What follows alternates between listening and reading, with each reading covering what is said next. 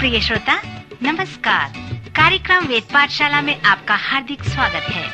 इस कार्यक्रम में हम परमेश्वर के वचन का विस्तार पूर्वक अध्ययन किया करते हैं, जो आपकी आत्मिक उन्नति के लिए लाभदायक सिद्ध होगा।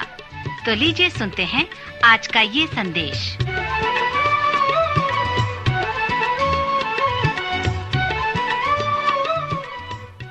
प्रिय श्रोता मित्र, प्रभु में आपको मेरा नमस्कार। वेद पाठशाला के इस अगले अध्ययन में मैं पुनः आपका स्वागत करता हूँ। यह अध्ययन संपूर्ण पवित्र शास्त्र का सर्वेक्षण है। अब हम लूका रचित सुसमाचार का सर्वेक्षण कर रहे हैं। लूका अपने सुसमाचार में बताता है कि यीशु एक उद्देश्य वाला व्यक्ति था।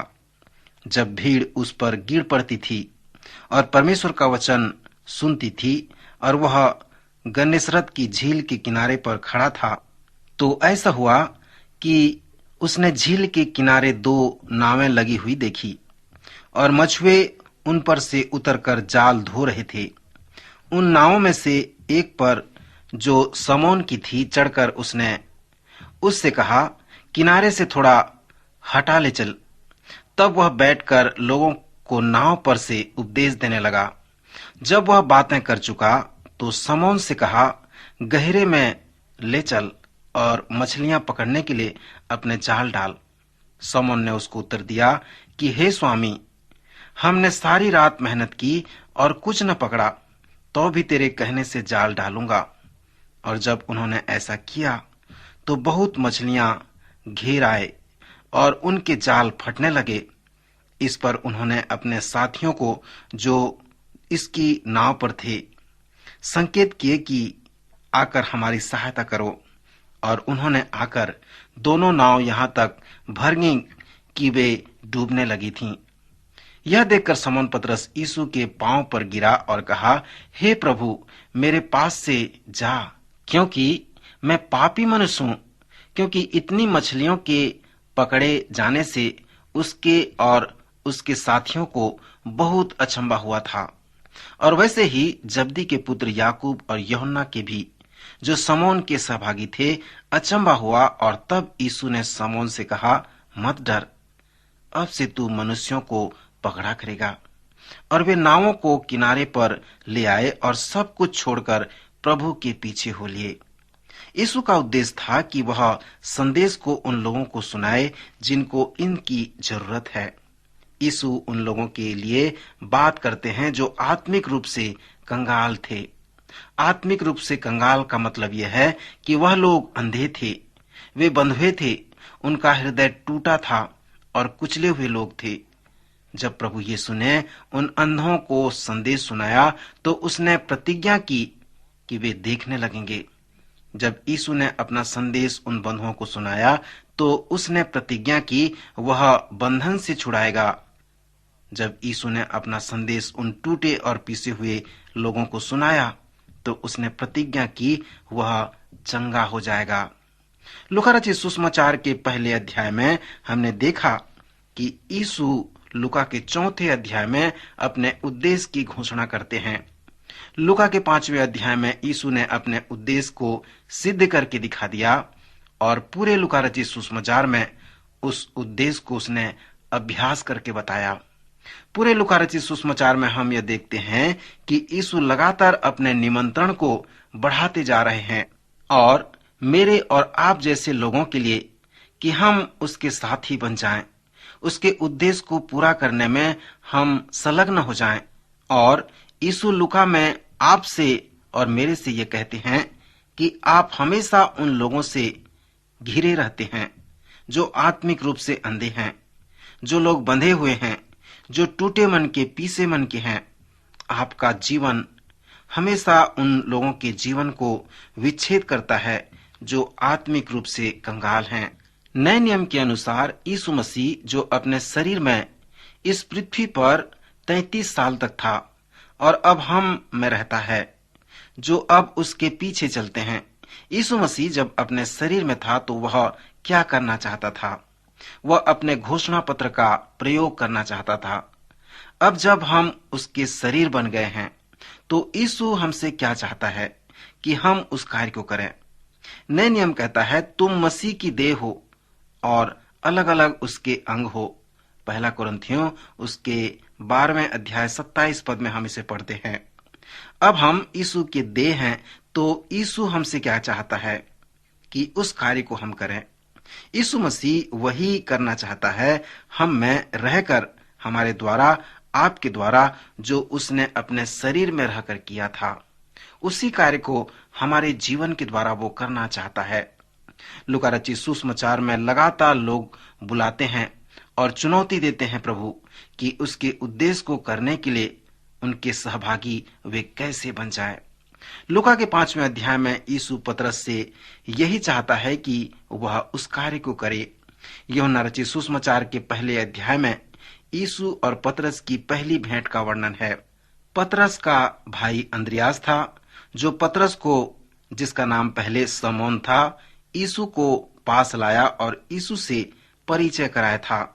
जब समौन यीशु से मिला तो यीशु ने कहा कि मैं तुम्हें पत्थर या चट्टान कहकर बुलाऊंगा। पतरस का नाम स्थिरता को यहाँ दर्शाता है।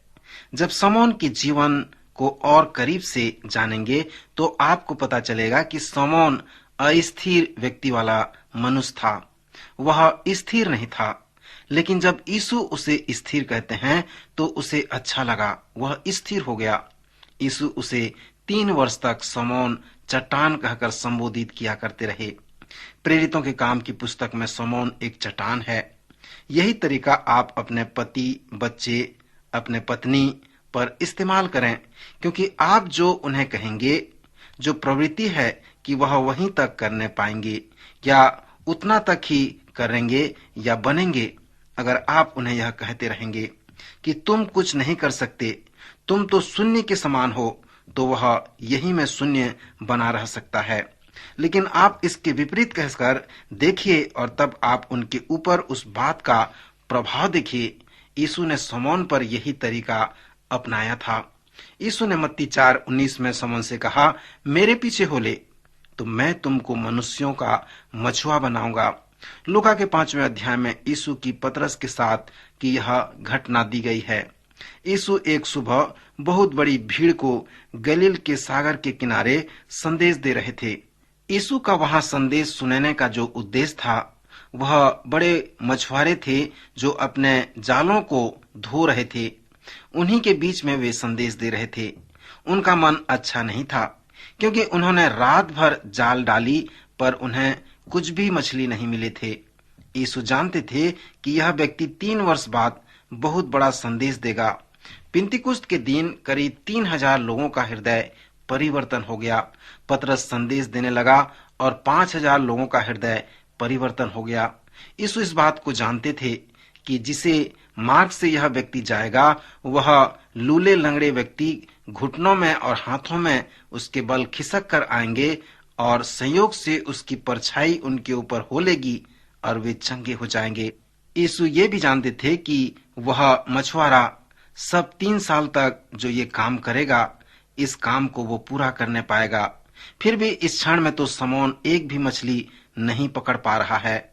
अब यीशु कैसे उस व्यक्ति को ले जाएंगे जो मछली भी नहीं पकड़ पा रहा है, वह मनुष्यों को कैसे पकड़ सकता है? यह प्रभु के लिए संभव हो सकता है।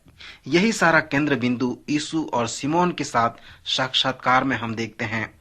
यीशु पतरस से कहता है कि अगर वह उसकी नाव को उपदेश मंच के लिए इस्तेमाल करे, वह शायद उत्साही न हुआ और इस बात से, लेकिन उससे कहा हाँ जरूर, और फिर अपना जाल साफ करने लगा। यीशु समौन की नाव पर बैठकर लोगों को संदेश देने लगा। जब यीशु ने लोगों को संदेश देना खत्म कर दिया, तब वह पतरस की ओर मुड़ा और कहा, पतरस चलो मछली पकड़ने चलते हैं।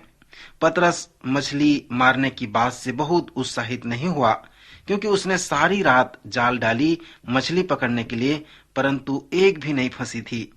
पर वह यीशु के साथ उस क्षण में फिर से जाता है। प्रभु ने उससे कहा, गहरे जल में जाल डालो और मछलियां पकड़ने के लिए अपने जाल को फैलाओ। पतरस ने यीशु से कहा, हे स्वामी, हमने सारी रात मछलियां पकड़ने के लिए जाल डाले और कुछ न पकड़ा। मैं हमेशा इस बात का अनुमान लगाता हूँ कि यीशु की आंखें 30 सेकंड के लिए पतरस की आंख से मिली होंगी। तब पतरस ने कहा, तो भी तेरे कहने पर मैं जाल डालूंगा। जब उन्होंने ऐसा किया तो उनके जाल मछलियों से भर गए। उनके जाल इतने भर गए कि उन्हें अपने साथियों को बुलाना पड़ा। याकूब, यूहन्ना और उसका भाई अंद्रियास मछली पकड़ने उनके लिए जीवन यापन था और उनका जीवन सारा यही था। इतनी अधिक मछलियां थी कि उनकी नाव डूबने लगी थी। मित्र, जब यह बड़ा आश्चर्यकर्म हुआ तो पतरस की प्रतिक्रिया पर ध्यान दीजिए। पतरस यीशु के पांव पर गिरा और कहने लगा, हे प्रभु, मेरे पास से जा, क्योंकि मैं पापी मनुष्य हूँ। पतरस ने इस तरह से क्यों प्रतिक्रिया जाहिर की? कुछ कहते हैं कि प्रभु ने उस भीड़ को यह उपदेश दिया कि हम सब पापी हैं। यीशु पतरस से यह कहना चाहते थे कि क्या तुम मेरे साथ इन अंधों को ज्योति देने, बंधुओं को छुटकारा देने और टूटे हुओं को चंगाई देने में सहभागी होना चाहते हो? क्या तुम मछली पकड़ने को छोड़ सकते हो और मेरे साथ आकर मनुष्यों का मछुआरा बनना चाहते हो? जब उसने यह महसूस किया कि यीशु यहाँ क्या करने जा रहा है, तो पतरस यह कहना चाह रहा था कि हे प्रभु, मेरे पास से दूर हो जा। तुम्हारे पास गलत व्यक्ति आ गए हैं। मैं तो लिखा और पढ़ा भी नहीं सकता हूँ। मैं सही में ये कह रहा हूँ कि कभी कभी मैं धीरज खो देता हूँ और बहुत क्रोधित हो जाता हूँ। सो पतरस इस प्रकार प्रभु से कह रहा था। यीशु एक ऐसे मनुष्य को लेने जा रहे हैं जिसके दिमाग में हमेशा मछली पकड़ने की ही बात बनी रहती है और उसको इस तरह से मनुष्य को पकड़ने वाला बनाना चाहते हैं। यीशु उसे विश्वास दिलाना चाहते हैं कि किस तरह मनुष्यों को पकड़ना है। यीशु उसे कुछ सिखाना चाहते हैं। पहला, यीशु पतरस से कहते हैं कि तुम उस नाव में मछुआरे नहीं हो, मैं मछुआरा हूँ, लेकिन मैं तुम्हारे साथ नाव में हूँ, मैं तुम्हारे साथ में हूँ। दूसरी बात जो यीशु पतरस को दिखाना चाह रहे हैं वो ये है कि पतरस, तुम मछली नहीं पकड़ सकते, लेकिन मैं पकड़ सकता हूँ और मैं तुम्हारी नाव में हूँ, मैं तुम्हारी सहायता कर सकता हूँ, मैं तुम्हारे साथ हूँ। पतरस, तुम मछली पकड़ना नहीं चाहते हो, लेकिन मैं पकड़ना चाहता हूँ और मैं तुम्हारे साथ में हूँ, तुम्हारे नाव में हूँ। जब नाव मछलियों से भर गई और डूबने लगी तो प्रभु को यह कहने की जरूरत नहीं कि पतरस, तुमने उन मछलियों को नहीं पकड़ा, मैंने पकड़ा, क्योंकि तुम्हारे साथ मैं नाव में था। श्रोता मित्र, आज परमेश्वर इसी प्रकार अपने लोगों को, अपने पीछे चलने वाले विश्वासियों को अपने साथ बुलाता है कि वे भी मनुष्यों का पकड़ने वाले बन जाएं, मनुष्यों को मसीह की राह दिखाने वाले बन जाएं। मेरे मित्र, क्या आप प्रभु के पीछे चल के मसीह के सेवा में संलग्न होना चाहते हैं, पतरस की तरह कार्य करना चाहते हैं? प्रभु आपको आमंत्रित करता है।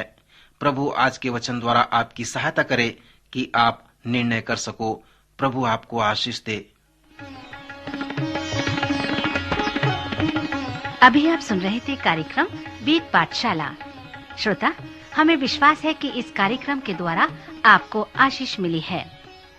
यदि इस कार्यक्रम के विषय में अधिक जानकारी प्राप्त करना चाहते हैं या बाइबल अध्ययन से संबंधित कोई प्रश्न हमसे पूछना चाहते हैं, तो आप हमें इस पते पर लिखें। हमारा पता है कार्यक्रम Ved Pathshala, Vishwavani, post box number 731, Faridabad 7, Haryana.